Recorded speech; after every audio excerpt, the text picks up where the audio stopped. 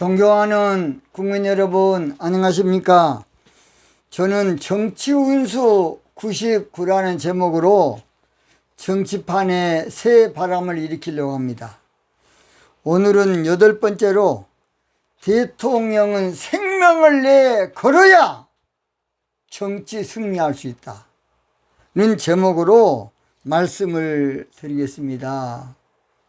우리나라 대통령 가운데 이승만 대통령은 자유 대한민국 만들기에 생명을 내 걸었습니다.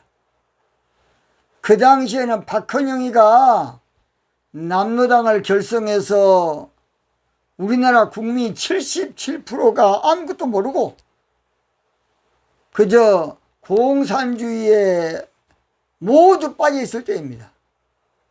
그런데 이승만 대통령이 절대로 공산주의는 안 된다. 자유민주국가를 세워야 한다. 그래서 그 양반이 생명을 내 건 겁니다. 그래서 좌파들이 물고 늘어진 사람이 이승만 대통령이에요. 이승만 대통령이 아니었으면 인민공화국 됐을 겁니다. 그래서 어디 갔으면 김구도 속았어요. 김구도 다 속았습니다. 박정희 대통령은 새마을운동가 잘 살아보세라는 주제로 생명 내 걸었어요. 그래서 박정희 대통령이 민주화보다는 먼저 잘 살아보자 했기 때문에 우리가 지금 이렇게 잘 산 겁니다. 민주화도 필요합니다. 그러나 가난하면서 민주화로 하면 계속 나라가 정치권이 헤매이다가 마는 것입니다. 김대중 대통령은 처음부터 금모기 운동으로 잘 하셨어요. 그래서 국론을 모은 거야. 금모기 운동. 그건 잘 했다고 봅니다. 그래서 금모기 운동으로 위기를 극복했어요. 그 후에 이명박 대통령이 대운하 공약으로 아주 기초를 잘 잡았어요. 그래서 여러 같은 국민들의 성원으로 대운하 공약으로 압도적으로 당선됐는데 바로 얼마 되지 않아서 강우병, 잘못된 그 강우병 엉터리 집회 때문에 그 문제를 지혜롭게 빠른 시일 내에 척결하지 못하고, 저는 그때 서울 약수동에 살았기 때문에 강우병 집회 처음부터 다 참석해 봤어요. 거기 다 그 좌파들 고등학교 여학생들 부추기 가지고 다 하고 자빠졌더라고요. 그 당시에 거기에 일 받던 한 사람 자살해 죽었어요. 저는 다 알아. 새빨간 거짓말. 그 MBC에서 와서 그것을 난리 법국을 치고 있더라고요. 그래서 그것을 좀 능수능란하게 처리하지 못해서 국가적 손실도 어마어마하고 결국은 대운하 공약이 끝장나쁜 거예요. 조금 좀 지혜스럽게 바로 당시에 농수산부 장관을 투입시켜서 앞으로 고치겠다 하고 했으면, 요 국민을 들어가라고 몰라 고생하시냐고 했으면 빨리 끝날 수 있었어요. 근데 미연대처더라고, 미연대처. 그래서 우리 이명박 대통령은 사업은 잘하신가 몰라도 정치력이 좀 부족하더라고요. 그래서 대통령은 어떤 문제를 가지고 생명을 내 걸어야지. 대통령이 약하면 아무것도 안 돼. 그래서 마음 약해서 잡지 못하면 짜르다 짜짜서 대본 거야 그냥.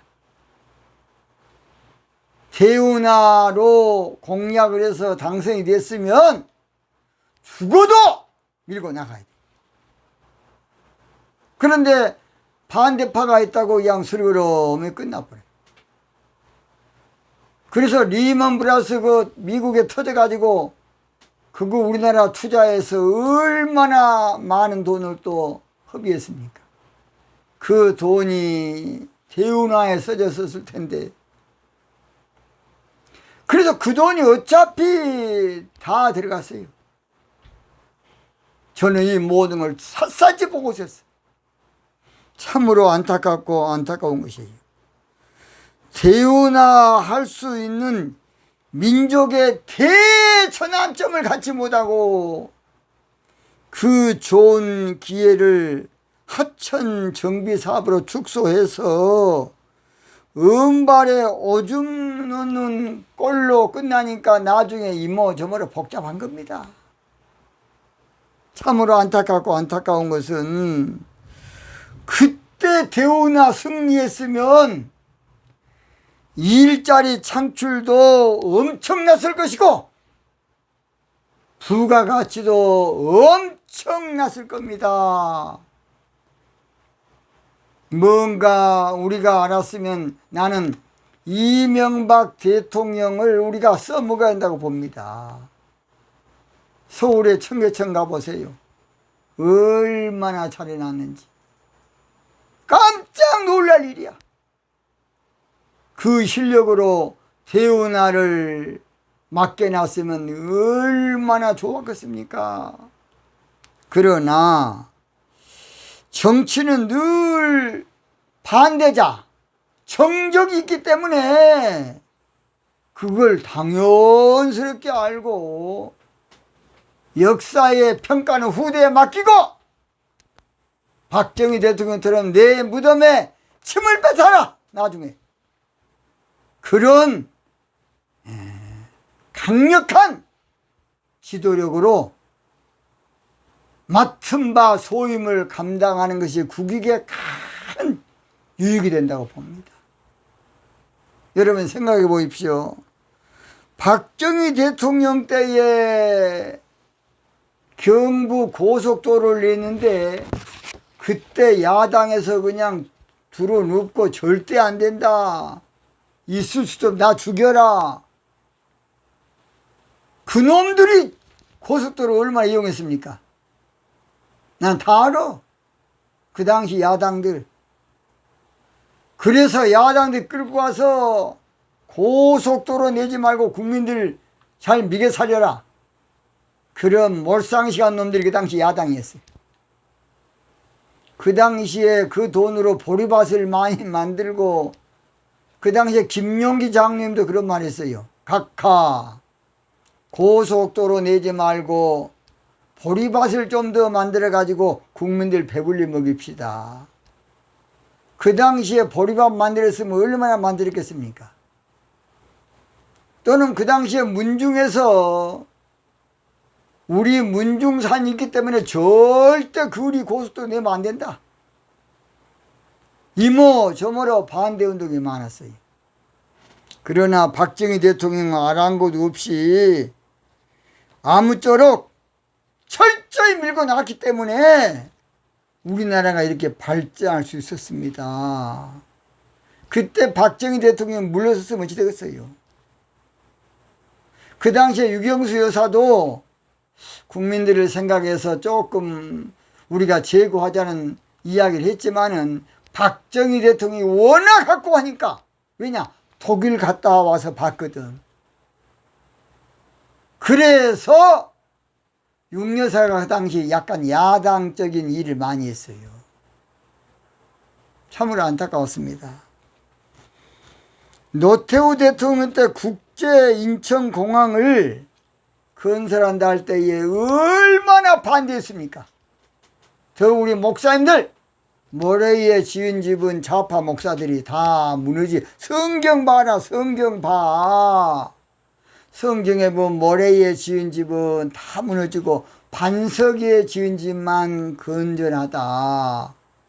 그러니까 인천국제공항을 모래 위에 지어놓으면 다 무너진다.